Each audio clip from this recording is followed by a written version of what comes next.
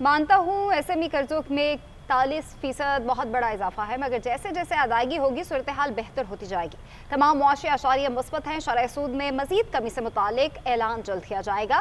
بجلی کی قیمت میں کمی کے لیے ٹاسک فورس کام کر رہی ہے، جلد بجلی بھی سستی ہوگی۔ وزیر خزانہ محمد اورنگزیب کا اعلان۔ اسلام آباد میں تقریب سے خطاب کرتے ہوئے مزید کہا کہ ریاستی ملکیتی اداروں کی نجکاری تیزی سے آگے بڑھے گی۔ ایف بی آر میں اصلاحات کے عمل کی نگرانی خود وزیر اعظم کر رہے ہیں۔ پہلی مرتبہ زرعی آمدن کو ٹیکس نظام کا حصہ بنایا ہے۔ جتنی مالیاتی گنجائش تھی اس کے مطابق تنخواہوں کو ٹیکس ریلیف دے چکے ہیں۔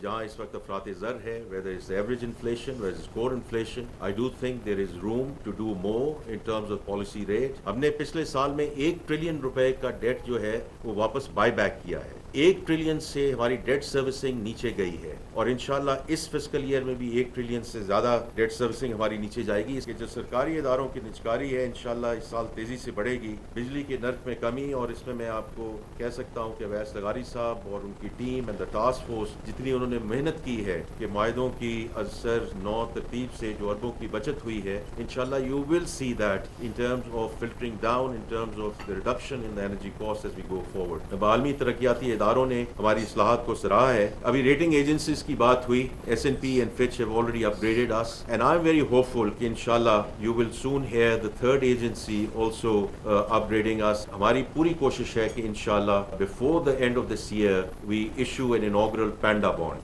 بیکاز ہم نے یورو بانڈ کیا ہے، ہم نے ڈالر کیا ہے، اور Chinese capital market is the second largest and the second deepest capital market.